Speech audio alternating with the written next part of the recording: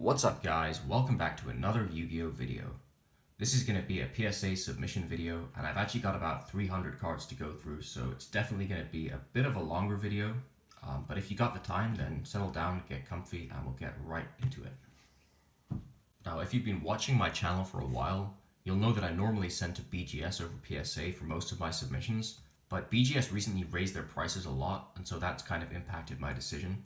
So most of the cards in this video are either not worth enough to send to Beckett with their new prices, or I just thought they'd look better in a PSA case, especially for the ones that I'm planning to sell. So the sub is in 3 different parts. This is the fastest turnaround time, and then there's 2 different turnaround times I'm using as well. Alright, so yeah, starting with the express part of the sub, we've got 2 glossy unlimited Blue Eyes White Dragons from LOB. I think these cards are incredibly underrated. The one on the right is mine, by the way. The one on the left I'm submitting on behalf of a friend of mine on Instagram. I think my one should be able to get a 9, but if not, it'll at least get an 8. The one on the left is probably a 7, but might have a chance at an 8 as well. Then this is another card for a friend. It's a Glossy Unlimited Dark Magician from Started at Yugi. Glossy Unlimited cards are so difficult to find, so rare, and they look awesome as well, so I think it's a super underrated print. This one is actually really clean, but it has a little bit of writing on it. Not actual ink, but just the impression down here. It's very, very difficult to see. You probably can't pick it up on camera. So I don't know how exactly it'll grade. I imagine if the grader spots the damage, it may be a 7. But if not, it'll get at least an 8 and possibly even a 9. And this is the last card in here that's for a friend of mine. First edition starter deck, Kaiba Blue Eyes. This one definitely has a bit of wear. You can see on that top corner. And also on the back, but I think it should be able to get at least a 6, maybe a 7 on a good day. Then the rest of the stuff I've got in here is mostly stuff that I'm going to sell, but I might keep 1 or 2 of them depending on the grades. So here's a couple of MRD print LOB hollows, Dark Magician and Red Eyes. I think both of these should really get 10s, especially the Dark Magician, but we'll see. Then I've got a BPT Red Eyes, which I think should get a 9. Cosmo Queen from MP1, which I already have a quad plus 9.5 of this from Beckett, so whatever this gets, it'll probably be for sale. I do think it should get a 10, but the centering is slightly off top to bottom, so it could be a 9 as well. This BPT Summon Skull I definitely think should get a 10. BPT prices have gone crazy recently, so I have no idea what a 10 is worth, but I assume it's something like 2k.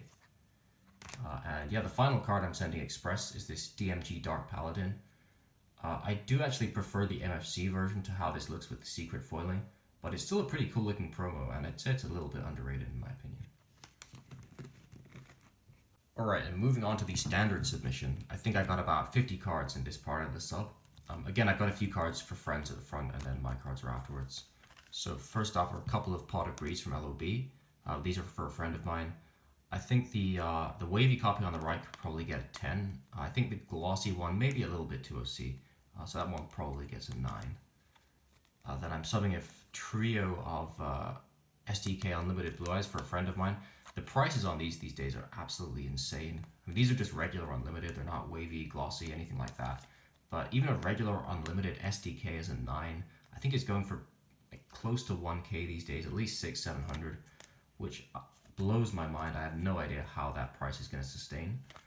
But yeah, for now that's what the price is. It'll be interesting to see how it is when these cards actually come back, which I think will be in about half a year or possibly even a bit longer than that. And then he's also got a few MRD hollows to send. Now I think most of these are around 9 quality, but they could get some 10s in there as well. The Heavy Storm especially I think is a good 10 candidate. Alright, and the rest of the cards in this part of the sub I believe are all mine. So I've got another couple of LOB Unlimited Red Eyes. These ones are a bit less clean than the one I'm sending in the Express sub.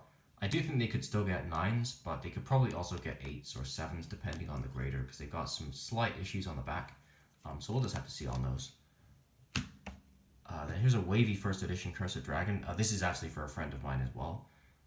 The front on this card is actually almost perfect, but the back definitely has some wear, so I'm thinking this will most likely get a PSA 7.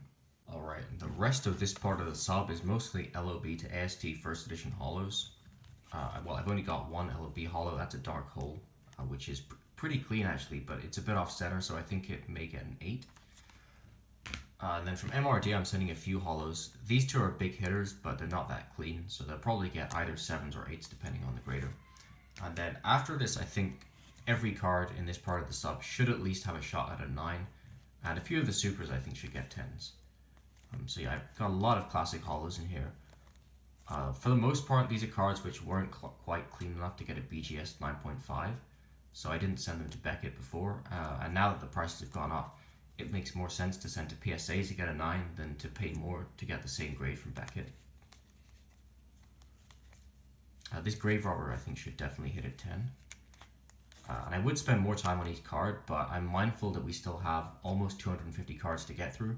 I don't want this video to run too long, so I'm kind of just going to do more of a flick through. And maybe talk about the market or something like that while I'm going. Now, a lot of these cards, honestly, a year ago I wouldn't have bothered sending them if they weren't going to get 10s, but with the way the old school market has changed, it's no longer the case. Even something that's just going to get an 8, like let's say this Leviathan Dragon Daedalus, I mean this is actually pretty clean, but if it did get an 8, that would still be worth subbing in this market with how prices have changed. Alright, this is the last stack for the standard part of the sub. I've got a few more IOC Ultras, and then the rest of this is other holos, and there's a few Pokemon cards at the back as well. So I was recently selling a Dark Revelation 3 set raw, but I tried to get $500 for it and no one actually took it in the end. So I decided I'd break up the set and grade the best holos instead and then sell the rest loose. So the best 2 cards in the set were these 2. I think these should both be able to get 9s.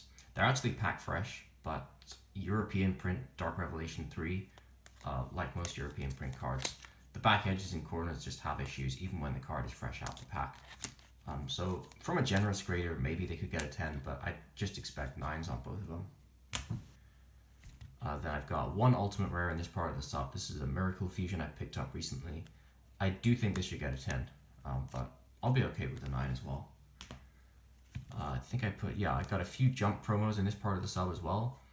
These have gone up actually a huge amount recently. I think a Blue Eyes sold for over 1k a while back, or close to 1k, something like that, which is pretty mind-blowing considering when I picked this up, the raw card was probably maybe $3-4 near mint. But it just shows how the prices change when you hold something for a few years. Alright, and these Pokemon cards, a couple of them at the back are mine, but most of these are for a friend. I think, yeah, he mostly sent Gym Heroes. And the last couple of cards, these are actually mine.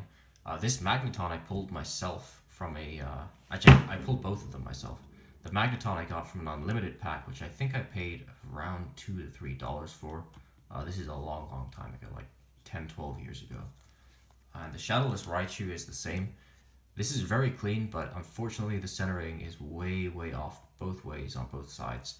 So I'm not sure how to expect it to grade, but I think it'll probably end up with something like an 8. Alright, and with that out of the way, we are finally onto the bulk part of this sub. So I think there's a total of 221 cards in the bulk section, which is a lot of cards. So I won't be able to go through them all in much detail at all, but I'll do as much as I can. So first off, I'm sending a full set of TP1 rares. I've always loved the artwork on these. I think at least for the Magic cards, they've actually never been reprinted, so they're kind of unique artwork in that sense. But all of the cards are really nostalgic, and they're honestly pretty hard to find in good shape as well. These are all packed fresh. They're all from a guy I bought a complete set from a long time ago. He opened some boxes back when they were cheaper. I reckon most of the rares will get 9s or 10s. The only one which has a few issues is the Ursago the Destroyer. It just has some whitening on the edges. So this one's probably a 7 or an 8, but I figured I'd send it anyway just to have the full set. Then I've got one holo from Tournament Pack 2, which is a Dragon Seeker. This is definitely clean enough for a 9. The centering isn't great, so I could understand if it gets an 8 as well. And then I've got a couple of TP2 rares. This one is definitely the more expensive of the two. If this hits a 10, it would be pretty awesome. Normally they're really off center. This one's not perfect, but it's a lot better than most that I've seen. And one common as well, which is Parrot Dragon. For a long time, this wasn't reprinted with any kind of easy to find rarity. It was just this and the WP11 Super. So the price actually took a bit of a hit after it got reprinted. I can't remember the set right now, but I think it got a cheap ultra rare printing, maybe Legendary Collection Kaiba, something like that. Oh yeah, and I've got all 4 of the wavy supers from the starter decks. Now what's interesting, I'll give a little demonstration here, is how even though all 4 of these are wavy print, the starter deck Yugi supers, these ones in particular, are much wavier than the starter deck Kaiba supers. I'm not sure what the reason is, but for the starter decks in particular, wavy print cards can vary a lot in how prominent the texture is. So you can see there are waves on this Fluid of Summoning Dragon and Lord of D, and they're definitely wavy print, but relative to the card destruction and soul exchange, the waves are actually pretty shallow on these. But yeah, in terms of condition, I think these will probably all get 8s or 9s, but I thought I'd send them anyway since they're kind of cool, not easy to find in good shape. And the last few cards in this stack are some MRD supers. The Kazajin is actually for a friend of mine. I think it should get a 7 or an 8. And these tributes are both mine, and they should both get 9s hopefully. Alright, and now we have another stack of MRL to AST first ed holos. So most of these are either lower value cards or just cards which aren't in the best shape, so may get 8s or 9s. So I didn't feel it was worth spending more on them than just with the bulk service. A lot of these cards, again, a few months ago, I wouldn't even have bothered sending them, something like a Messenger of Peace or a Black Pendant, unless they were guaranteed 10s. But the market has changed so much that even as 9s, a lot of these early set supers are worth $100 or more. So it means that a lot of things I wouldn't have sent are actually worth sending now. Now, yeah, I got a few ultras I'm sending for Ferris Servant, but most of these are not that clean. The Premature Burial honestly could get a 7 or an 8 depending on the grader because it's super OC and has a little bit of wear on the back. The rest I think have a decent chance for 9s, but they could also get 8 depending on the grader. Most of the supers are really clean, but Ferris Servant has a lot of centering issues, so you can see most of these are either shifted to the left or to the right.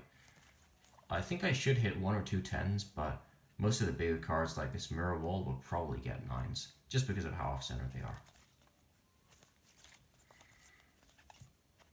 And then LON, I'm sending a Magic Cylinder like I mentioned earlier. This card is actually packed fresh and you can see the centering is good. But LON Secrets in particular have issues. They're almost a bit like European print cards where they have wear on the back corners right out the pack. So you can see this one has a pretty big crack down here on the bottom back left corner. That'll probably knock it right down to a 7 to be honest. I'd be happy if we could get an 8 on it, but a 7 is what I'm expecting. And then I got a few more cards from LON. The Fire Princess actually I think has a decent chance at a 10, and this is a pretty low pop super. I haven't checked the pop recently, but I know it used to be below pop 10 for a long time. The rest of them, to be honest, are probably just 9s, but again, in this market, even 9s are a really solid grade. Moving on to Legacy of Darkness, this set is pretty notoriously badly centered, and so it's one of the hardest sets to get gems from the original 11. These cards I'm sending, for the most part, actually have really decent centering for LOD, but they do have some other issues as well, so I'm not expecting a lot of 10s here. If we can get 1 or maybe 2 10s out of the whole batch, I'll be very happy with that. And then for Pharaonic Guardian, I'm sending even fewer cards.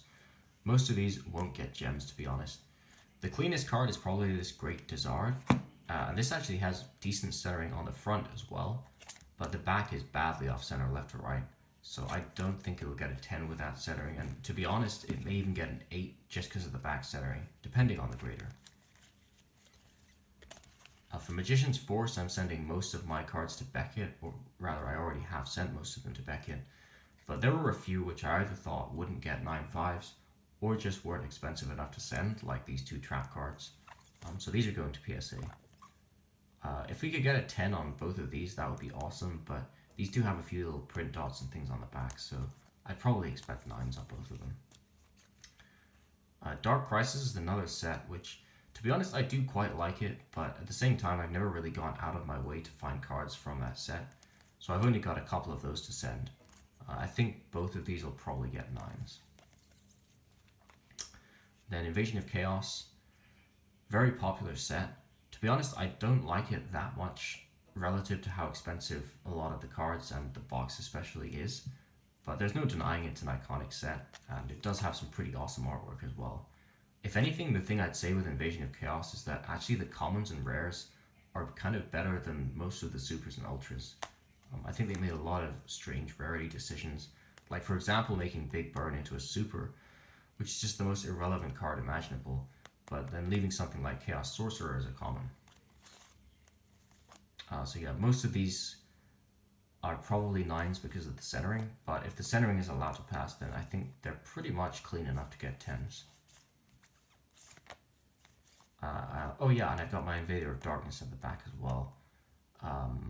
In general, I'm trying to collect a set of BGS graded secrets from LOB to AST, but this one I actually thought would do better at PSA than Beckett, because at Beckett the centering is probably an 8.5, and I think there's a chance that the corners could get an 8.5 as well. Whereas at PSA, it may just get an 8, but at the same time, the centering and the corners may both be allowed to pass for a 9. So we'll just have to see what happens on that one. Okay, and then we're on to the final set, Ancient Sanctuary. I've always actually quite liked this set a lot more than the last few sets we've been through. I think the artwork is pretty cool on a lot of the cards, and especially for the prices that you can still get them for, I think it's really good value. So most of these supers I'm sending should be able to get 10s. I think the Curse of Anubis is a 9. And actually the Zaborg, this would have a pretty decent chance in my opinion for a BGS 10. So if this doesn't get a PSA 10, then I will definitely crack it and send it to Beckett. And now that we've reached the end of the LOB to AST holos, the rest of this sub is pretty much just a mixture of all sorts of different stuff that I thought was worth sending. And at the end of the sub, there's also about 50 to 60 cards, which are for other people, but I'll point those out when we get to them. So yeah, I'm sending an SDP Relinquished. This was actually a card I was going to sell raw, but just before I put it up on eBay a couple of weeks back, I checked the sold listings, and I could not believe how much the price of this had gone up.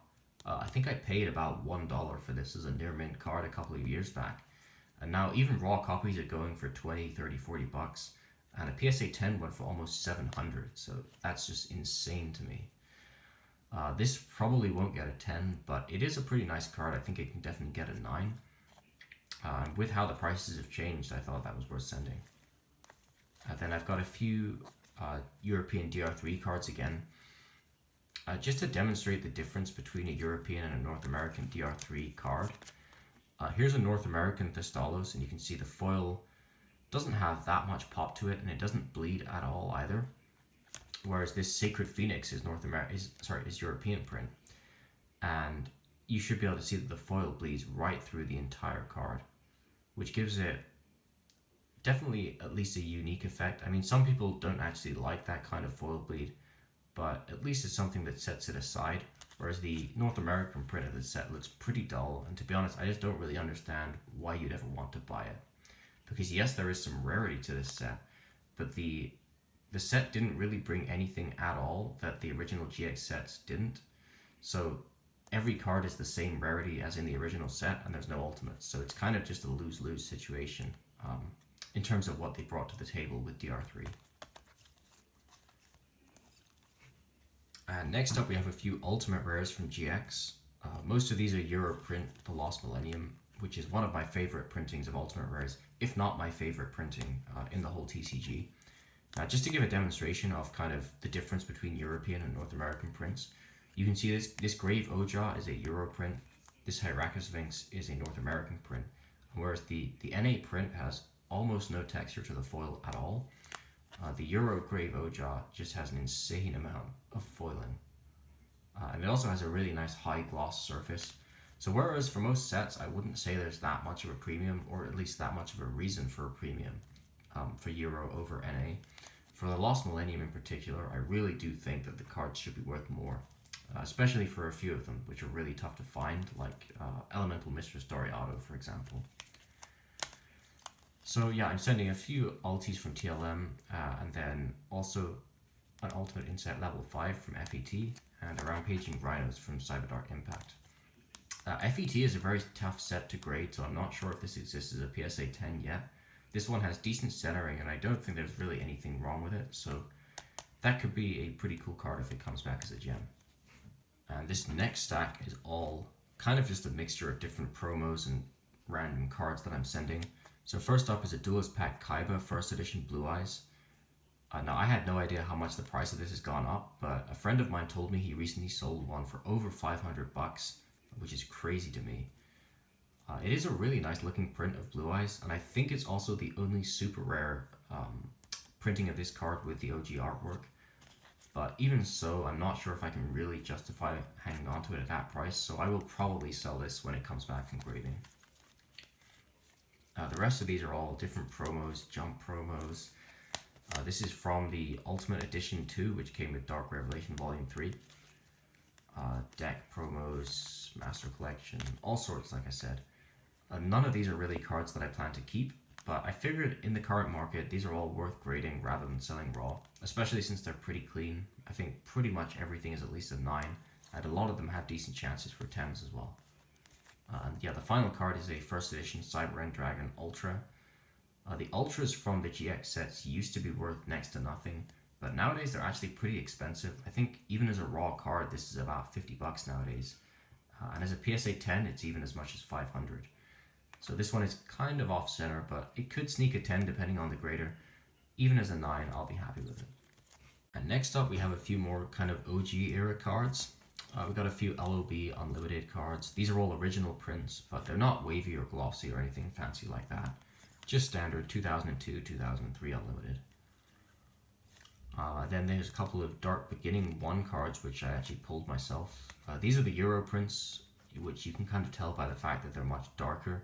But I actually like the way they look, especially the foil is a lot brighter than the North American prints. Both of these have some little corner issues like Euro print cards normally do, but they should get at least 9s, and I think especially the Blue Eyes could even have a chance at a 10 depending on the grader. This Change of Heart, this is a really cool card. I actually got gifted this by a friend of mine on Instagram a long time ago, so this is definitely not going to be going up for sale, but I thought I might as well get it slabbed just because it'll look cool in that PSA case. So it's a Change of Heart Unlimited from Metal Raiders, and you should be able to see it's actually got a bit of a foil shift going on, so the eyes, rather than being aligned with the eyes, the foil is kind of more on the cheeks, which gives it a really cool look. And this card is also super off-center, so I'm thinking maybe we'll be able to get the 90C grade, but PSA is very unreliable with that, so I could believe it just comes back an 8 or a 7 as well. And then last couple of cards, a Goddess of Whim from MP1, and a Lord of D from BBT, which this isn't as clean, this is probably an 8, but it could get a 9 as well. And now we have some more GX era cards. These are mostly from later sets than the ones I showed before. And they're also not as good condition, so these, 1 or 2 of these could get 10s, but most of these are more like 8s or 9s. So this Dark Lucius, for example, has some whitening on the right edge. I think it should be able to get an 8, but it probably won't get higher than that. This card here, I have no idea about this kind of era cards in general. Anything after Duelist Revolution is just kind of past my time. But I got this card in a collection a couple of years back, and I figured because it was an elemental hero, it's a first edition ulti, and it's got pretty cool artwork, I might as well keep it. And now that I'm finally sending off a PSA sub, I'm just chucking it in there for the fun of it. I think it'll probably get an 8 or a 9. I have no idea what the value is.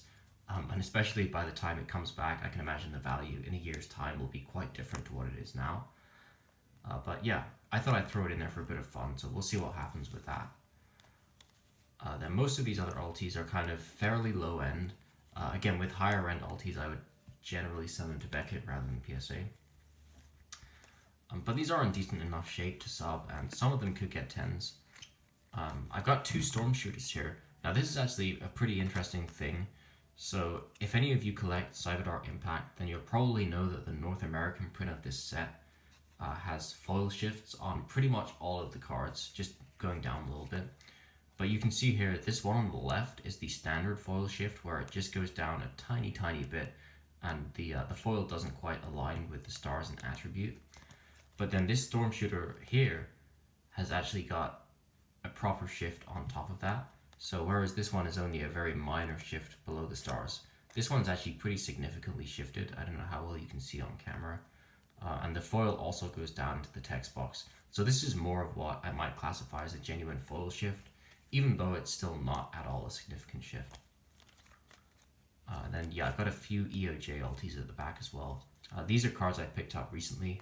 I bought a complete set of Enemy of Justice which the seller listed it just as the original, like regular rarity, super rare, ultra rare. But quite a few of the cards were actually ulti, so I picked it up. And they were actually ended up being in really decent shape as well. So I'm definitely hoping for a few, at least 9s on these, and honestly, I may get some 10s as well. And then yeah, the last ultis in this sub are the Cyberdark Trio. These are not the cleanest cards, I gotta be honest. The Keel may be able to get like a strong 9 or even a 10, but the Edge is definitely like no higher than an 8. And I'd probably expect an 8 or a 9 from the Cyberdark Horn. So we'll see. It would be nice if they could get the same grade, but they're definitely not in the same condition. So realistically, I expect different grades on all three of them. Yeah, and the last GX card is an Elemental Hero Plasma Vice.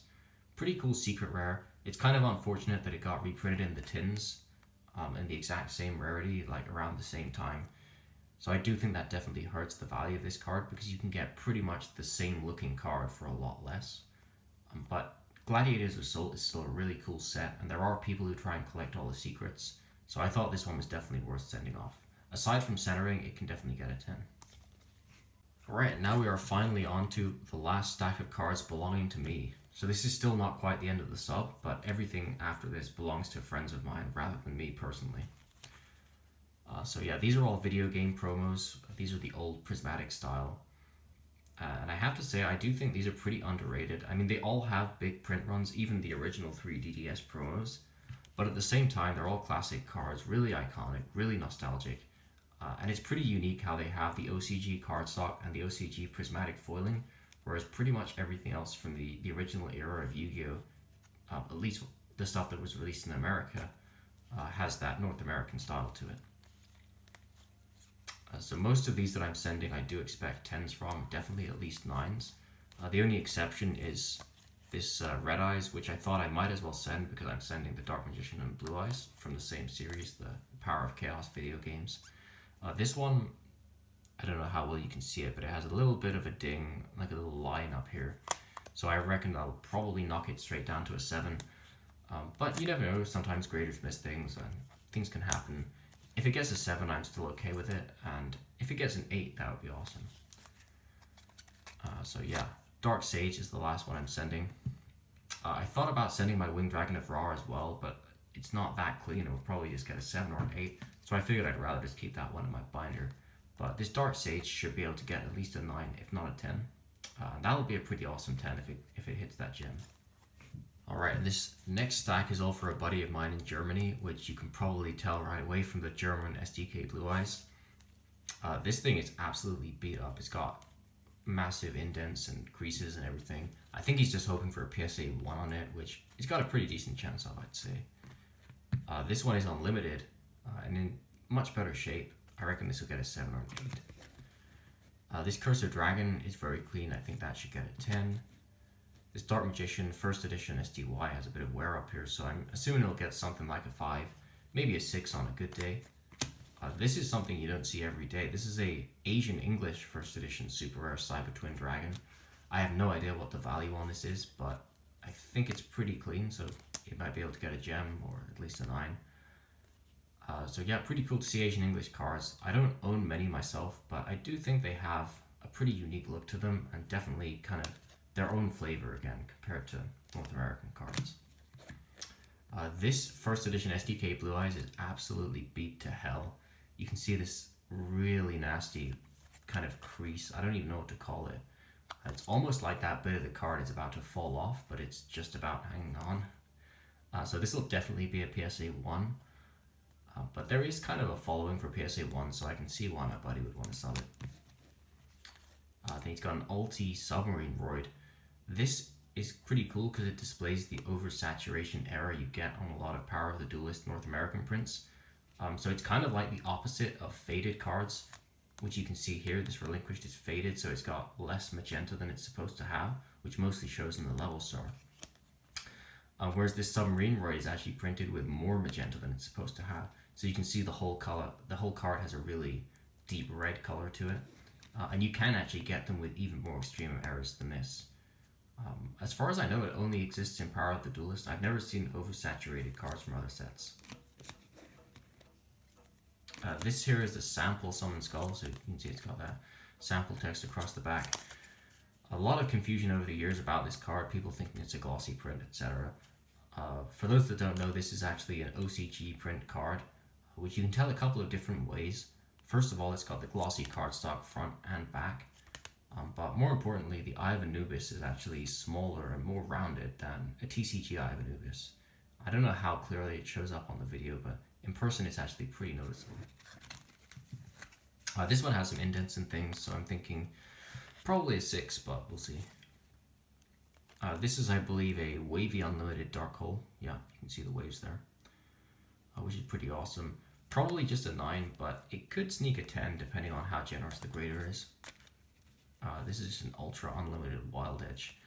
I think he just wanted to sub this because he pulled it himself. It's definitely pretty clean. I'm not sure if I'll grade this actually. This is a ultimate, an upper deck counterfeit. So you can see it's got the silver Eye of Anubis and also the really poor quality kind of glossy cardstock. I think there have been some efforts made to get PSA to stop grading these as authentic because they've been grading them for years that way.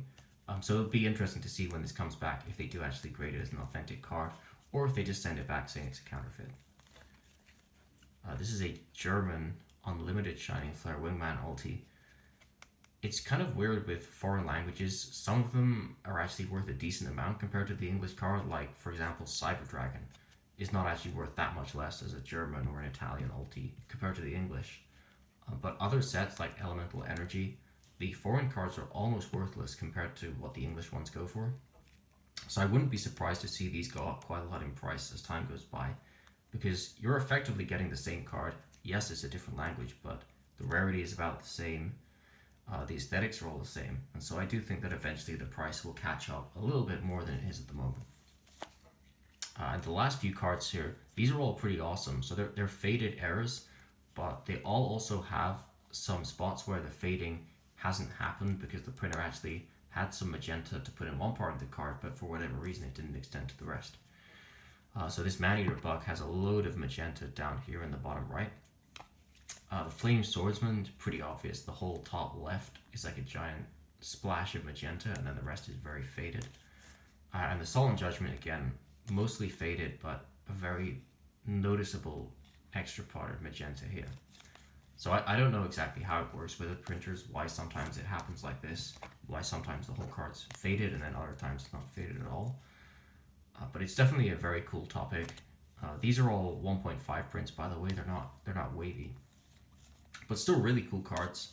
I think they have some little issues, but they should get kind of 7s, 8s, 9s. Definitely cool to see cards with that level of different fading. Alright, and the final stack here, it's a big stack. This is all for another friend of mine. There's a couple of Pokemon cards on the front, and then after that there's a Volcanic Doomfire, and then everything else is LOB non-holos first edition. So we got 4 Trial of Hells, and then for these, I mean, I'm not going to go over the name of each card. I'm sure you've all seen these before. But yeah, these are all the classic first edition. I think these are mostly glossy print, LOB non-holos. These are some of my favorite cards in the game. They're super nostalgic. Honestly, very difficult to find in good shape. And I can definitely understand why they're all going for so much now in PSA 10s. I actually saw a Spirit of the Heart went for, I think, almost $500 the other day. Pot of Greed is close to 1k as a 10. And even though in a way it seems like a lot to pay for non-holos, for LOB, even packed fresh non-holos are often just 7s or 8s. They can have edgeware and things like that. So a 9 is a decent grade, and a 10 is really tough to get with how many factory issues they tend to have. I did have a little look over these. I think most of them honestly are really solid. These should get at least 9s for the most part. And definitely a few 10s I'd expect as well. And there's a couple of MRD rares I think mixed in as well. There you go. So yeah, this is the final bit of the submission once we get through these. I have no idea when these are going to come back, like I said. I assume it'll be a long time, but you will see a return video when it eventually happens. And I'm definitely looking forward to eventually getting these cards back all graded. Alright, and that finally brings us to the end of this video, so I doubt many of you made it all the way through, and don't worry, it's okay if you had to skip out some bits. But yeah, that is my whole PSA submission that I'm sending out. Almost 300 cards in total. The Express Plus part of the sub, I assume, will be back, maybe within a couple of months. The rest of it, it'll be a long time, but you will see the results when they do eventually come back. As well as obviously all the BGS subs that I've got out at the moment. I think I have about 10 subs out now in total between PSA and BGS, because turnaround times are just so crazy that you send cards out and pretty much you just forget about them, and then like a year later you finally get these results back, and it's almost like a little Christmas present or something. But yeah, I hope you guys enjoyed the video. If you did, be sure to leave a thumbs up, and if you have any questions, any suggestions, etc., just leave them in the comments down below, and I'll always do my best to get back to everybody. And with that said, I hope you guys all have a great day. This is Schlost signing out.